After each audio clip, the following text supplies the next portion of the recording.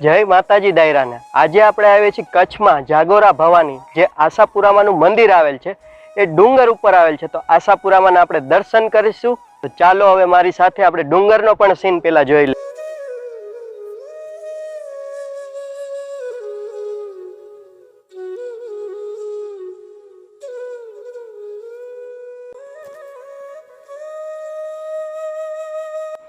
મારી સાથે મારા મોટા ભાઈ સહદેવસિંહ જાડેજા, નાના ભાઈ યુવરાજસિંહ જાડેજા અને પ્રિયરાજસિંહ કંચવા પણ આજે આવ્યા છે।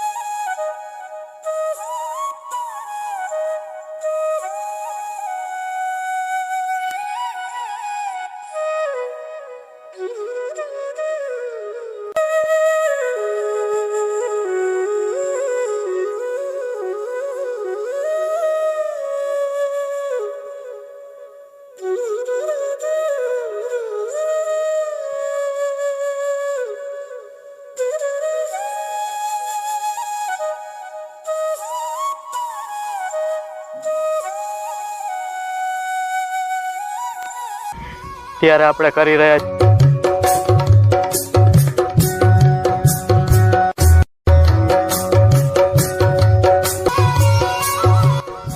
તો માતાના મઠથી 5 કિલોમીટર દૂર જે ગુફામાં માં આશાપુરા જેને જાગોરા ભવાની તરીકે ઓળખવામાં આવે છે। તો જાગોરા ભવાનીનો આપણે થોડોક ઇતિહાસ જાણીશું મારા મોટા ભાઈ સહદેવસિંહ જાડેજા પાસે।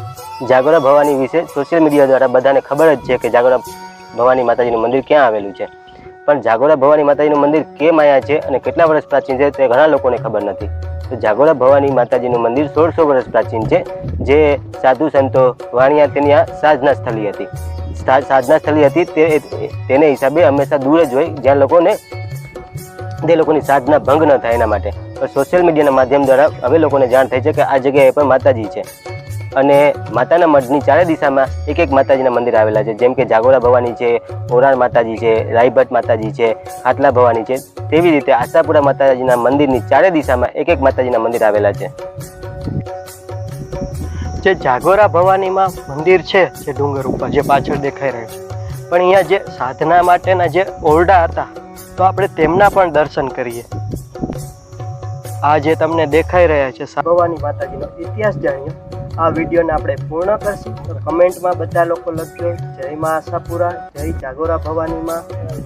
મારા ભાઈની ચેનલને લાઈક, શેર અને સબસ્ક્રાઈબ કરજો।